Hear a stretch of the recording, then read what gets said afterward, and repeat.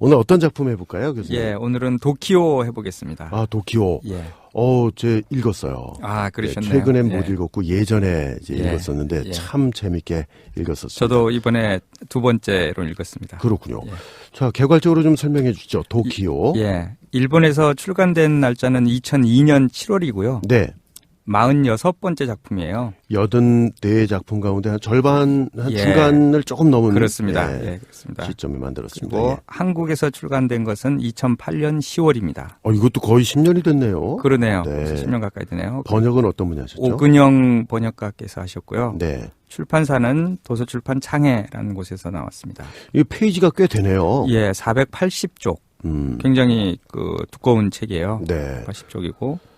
요 작품은 드라마로도 만들어졌어요. 예. 2004년도에 꽤 오래전인데 2004년도에 NHK에서 네. 무려 20부작으로 오. 만들어졌는데 이게 15분짜리예요. NHK에서요? 예, 그랬더라고요. 예. 그러니까 1시간짜리로 따지면 한 5부작 정도 그렇겠네요. 걸 거고요. 예. 제목이 도키오 아버지에게로의 전원 이렇게 해서 만들어졌는데 전원은 전하는 말 그런 것 거죠? 같습니다. 예. 야, 요 전원이라는 말에 책에 예. 도키오의 어떤 핵심적인 그렇죠. 내용이 좀 들어가 예, 있는 그렇죠. 거죠. 내용에서 예. 나오죠. 이 누가 주연을 했나요? 예, 일본의 아이돌 그룹 아라시라는 그룹에 네. 사쿠라이 쇼라는 남성이 이제 주연을 했는데 오. 제가 잘 몰라서 좀 찾아봤어요. 네. 아라시라는 그룹이 굉장히 유명한 그룹이더라고요. 아, 그래요? 예. 저도 몰랐는데. 잘 모르시죠? 이름은 아라시인데 우린 몰라시. 근데 얼마나 유명하냐면은 네. 우리나라의 빅뱅, 엑소 그 정도예요? 이상 가는. 오. 그러니까 1999년에 데뷔를 했고 네. 남자 5명인데 거의 일본의 원탑인 남성 그렇군요. 아이돌 그룹이더라고요. 네. 그 중에서도 아주 유명한 사쿠라이 쇼라는 남성이 주연을 했는데 네. 이 히가시노 작품들 보면은 영화나 드라마로 많이 만들어지잖아요. 그래요. 그런데 대부분 거기 출연하는 배우들이 거의 원탑급의 배우들이 출연하더라고요. 그렇군요. 예. 그만큼 비중이 높다는 게 되겠죠. 그런 것 예. 같습니다. 예. 일본에서 이 책이 인기가 상당히 많았다면서요? 예, 굉장한 인기였습니다. 네. 일본에서 히가시노 게이고 독자 10,000명이 네. 팬투표를 통해서 그 랭킹을 매긴 게 있습니다. 히가시노 게이고의 책을 예. 거기서 9등을 했어요. 9위를. 도쿄가. 네. 예, 71작품 중에서 9등이니까 오, 상당히 엄청난 높은 거죠. 예. 순위네요. 그러니까 히가시노 게이고 작품들 중에서 그렇습니다. 예, 9위를 예. 차지했다는 예. 거고요. 우리나라에서는 어땠습니까? 예, 우리나라에서도 인기가 많았어요. 많은 독자들이 히가시노 게이고 작품들 중에서 감동적인 카테고리의 작품들이 있는데 네. 거기에 아주 상위 순위에 있는 작품이에요. 네. 감동적인 카테고리의 다른 작품들도 많이 실려 있죠. 그렇죠. 네. 편지나 나미야 자파점의 기적, 유성의 인연 이런 것들. 그러네요. 예. 카테고리에 관련된 거는 저희 방송의 앞부분에 예. 좀 올라가 있는 거에 맞습니다. 한번 정리를 해드린 예. 적이 몇 편이 지금 기억이 안 나서 예. 한번 찾아서 한번 들어보시면 좋겠고요. 맞습니다. 예. 그리고 이 책은 가족 관계와 네. 판타지가 아주 절묘하게 맞아요. 얽혀 있는 작품이에요. 그러니까 이거는 추리소설 범주는 아닌 거죠. 그렇습니다. 예, 판타지라고 보면 되겠습니다. 맞습니다. 도키오라는 작품인데요. 책 제목부터 좀 말씀을 나눠보면 좋겠습니다. 우리나라 책 제목이 이제 도키오잖아요. 예. 예. 근데 일본 책의 제목은 시생이라고 돼 있죠. 예. 네. 이게 다른데 사실은 다르면서 같은 말인데요. 네. 일본 제목이 시생으로 돼 있잖아요. 네. 근데 요게 떼시자고 날생자. 예, 날생자, 떼시 날생. 시간을 살아간다는 의미라 그래요. 예. 시간을 살아간다는 의미. 그래서 이거를 일본말로 시생을 일본말로 도쿄라고 읽어요. 그걸 읽으면 도키오다. 예. 그러니까 일본 책도 초판에서는 도쿄라고 돼 있었고 재판에서는 시생으로 한자로 바꿨어요. 한자로. 예. 그러니까 사실 같은 제목인 거죠. 읽을 때는 같이 맞습니다. 되겠습니다. 예. 근데 도키오가 이 책의 주인공 이름이기도 하지 않습니까? 맞습니다. 예. 이 책의 주인공 이름이에요. 그래서 한자로 시생, 즉 시간을 살아간다는 의미라고 지어진 것 같아요. 그러게요. 왜냐하면은 이 의미가 책 내용에서도 아주 중요한 모티브가 돼요. 그렇죠. 그래서 도끼오는 시간을 거슬러 살아가게 되는 내용이 나오거든요. 그렇습니다. 자, 교수님, 그러면 도쿄의 줄거리부터 좀 스포일러 직전까지만. 예, 알겠습니다. 네. 도쿄라는 10대 후반의 젊은이가 있어요. 예. 그런데 이 친구는 선천적으로 희귀병인 그레고리우스 증후군이라는 불치병을 안고 태어났어요. 이 병은 몸의 각 부위가 점점 장애를 일으켜서 마비가 되는데 네. 결국 10대에 짧은 생을 마감하게 되는 병이에요. 결국 도끼오도 17살에 식물인간 상태에 빠지게 돼요. 네. 그런데 이때 병상에 누워있는 아들을 바라보던 아버지인 다쿠미가 네. 문득 23년 전에 어느 공원에서 만났던 한 소년과의 추억을 자기 아내에게 이야기를 합니다. 그렇죠. 그러니까 그 아내한테 얘기를 하는 그게 어떻게 보면 소설의 그렇죠. 이제 메인 파트가 되는 맞습니다. 거죠. 예. 그래서 그 도쿄의 아버지인 다쿠미가 23살 때의 일인데요. 다쿠미는 그 당시에 아주 쓰레기 같은 인생을 살아가고 있었어요. 이런 표현을 좀 써도 될지 모르겠는데 네. 읽어보면 정말 그렇습니다. 맞아요. 직업도 갖지 않은 채 술집에 나가는 여자친구에게 치즈루라는 여자친구가 있었는데요. 여자친구에게 빌부터 사는 기둥서방 같은 아주 하찮은 삶을 살고 있었어요. 네. 그러면서도 항상 입만 열면 크게 한판 버리겠다고 큰 소리치고 맞아요. 일이 잘못되면은 네. 아기였던 자신을 내버린 어머니를 원망했어요. 네. 그런데 어느 날 아사쿠사 공원에 있을 때 한 소년이 찾아와요. 예. 그는 자신의 이름을 도끼오라고 밝히면서 도쿄가 나오는 예, 거예요. 드디어 이제 나옵니다. 도끼오가 23년 후에 도끼오가 이제 찾아온 거죠. 네. 도끼오라고 밝히면서 당신 다꾸미를 잘 알고 있으며 이 모든 것은 우리 아버지가 말해주었다고 얘기를 해요. 예. 사실 다꾸미죠, 아버지는. 그렇죠. 예. 그래서 갈 곳 없는 도끼오를 받아준 다꾸미는 어쩐지 이 낯선 소년에게 애틋한 감정을 느끼면서 스스로도 좀 이상하다 그렇게 생각을 합니다. 당연히 의아하겠죠. 어떻게 자신에 대해서 이렇게 잘 알고 있을까? 그렇죠. 예. 네. 그러다 갑자기 다꾸미의 여자친구인 치즈루가 사라지게 돼요. 네. 그리고 그녀의 뒤를 쫓는 낯선 남자들과 얽히게 되면서 도끼오와 함께 다꾸미는 여자친구인 치즈루를 찾으러 떠나게 돼요. 제가 여기까지는 기억이 나요. 예, 기억나시죠? 여기까지는, 예. 항상 보면은 그 중반 이후가 기억이 잘 안 나요. 후반이나. 이게 또 특징인 것 같죠? 예, 맞습니다. 계속 더 설명해 주시죠. 예. 치즈루를 찾으러 도쿄에서 오사카까지 가는데요. 그곳에서 다양하게 겪는 사건들이 독자들에게 큰 재미를 줘요. 또 미래에서 온 자신의 아들인 도끼오와 못난 아버지인 다쿠미 사이에 벌어지는 다양한 사건들도 재미가 있어요. 네.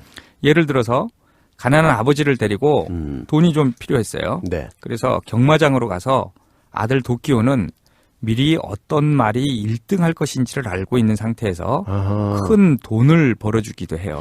이거는 어디선가 들은 얘기인데. 그렇죠. 네. 어디? 예, 우리 앞에서 방송할 때도 얘기했는데 네. 남야 잡화점의 맞아요. 기적. 남야 잡화점의 예, 기적. 거기 그렇죠. 보면 이제 복권 얘기 나오고. 맞습니다. 남야 잡화점의 기적에서도 네. 과거에 온 편지의 답장에 주식과 부동산 맞아요. 투자하라고 그 조언했던 것과 아주 예. 비슷합니다. 그렇습니다. 어쨌든 미래에서 온 17살 아들과 23살 철부지 아빠가 좌충우돌 하면서 결국에는 철부지 아빠가 사람이 돼가는 과정을 감동적으로 그린 작품이에요. 아유, 재밌네요. 철부지 아빠가 사람이 돼가는 그렇죠. 과정. 예. 네.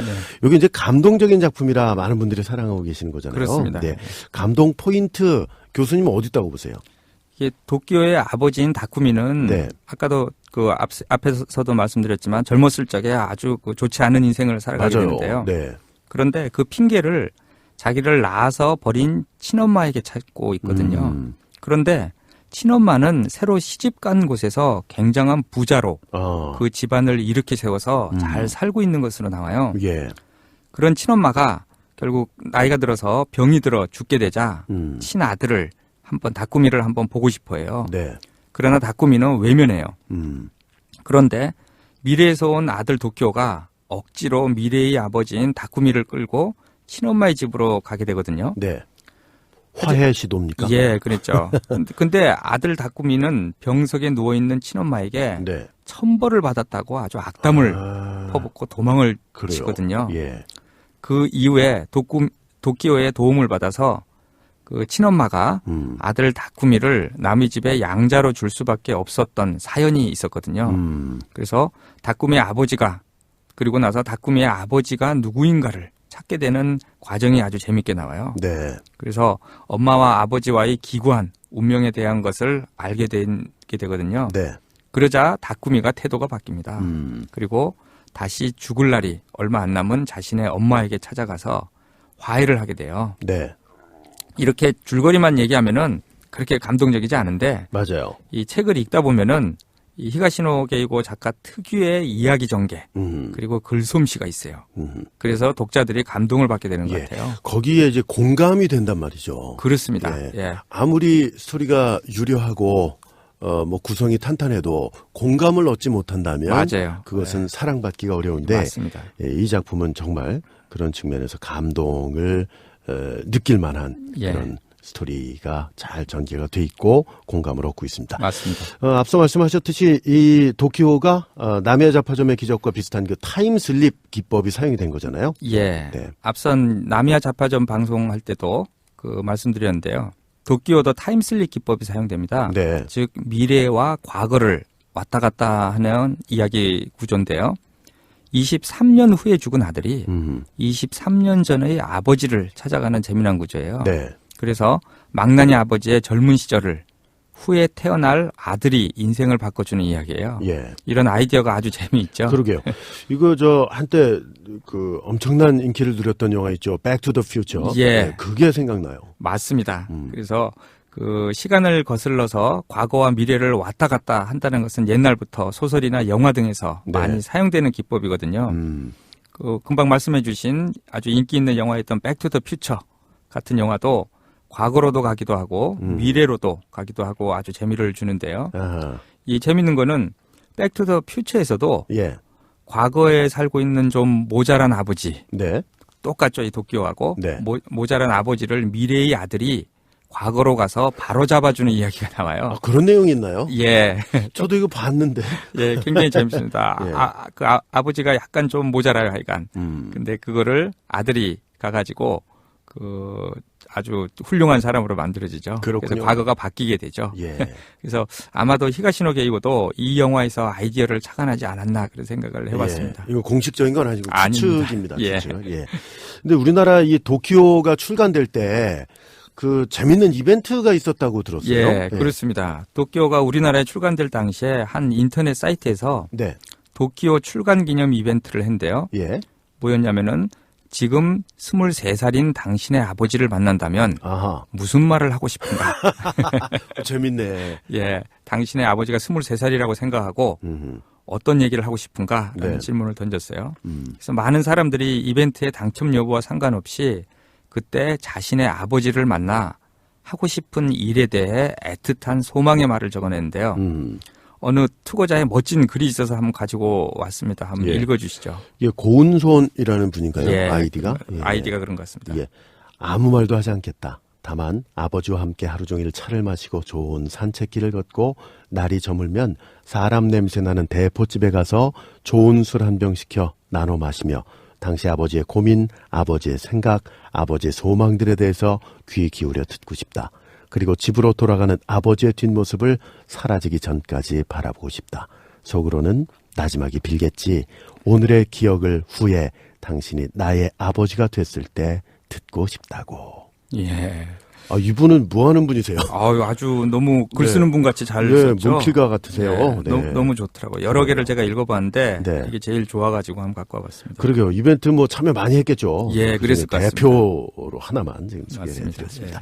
교수님 끝으로 도쿄를 어떻게 평가하시는지. 예. 제가 이 책을 우리 방송의 초반부에 그 책 많은 것 중에 지금 이제 10권도 아직 안 했을 때 네. 고른 이유는 워낙 호평하는 독자가 많아서입니다.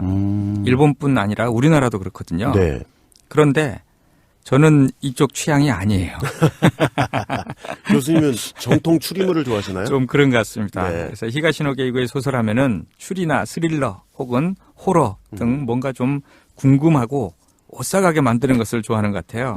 그래서 도쿄도 중간까지는 굉장히 좋았는데 네. 중반 이후에 좀 힘이 떨어진다 그런 좀 생각을 했어요. 근데 저는 정말 재밌게 읽었어요. 아니 네. 많은 사람들이 네. 예, 재밌게 보거든요. 저는 이 취향인가? 예, 좀 제가 좀 특별한 것 같은데.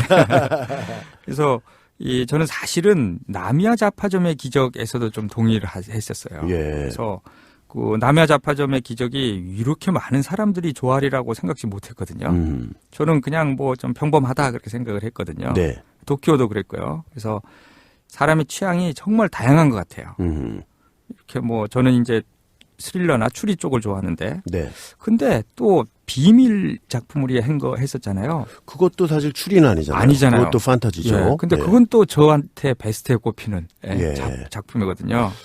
그 주인공 중에 여성이 나와야 좀 재밌게 읽으시는 거 아니죠? 그러니까 하여튼 제가 알다가도 모를 게 사람의 취향인 것 같다라는 생각을 그럼요. 한번 해봤습니다. 예. 뭐 다른 사람이 다 좋아한다고 나까지 뭐 억지로 좋아하는 느낌을 갖게 할 필요는 없는 맞습니다. 거잖아요. 네, 예. 맞습니다. 있는 그대로 즐기고 느끼면 되겠습니다. 그렇습니다.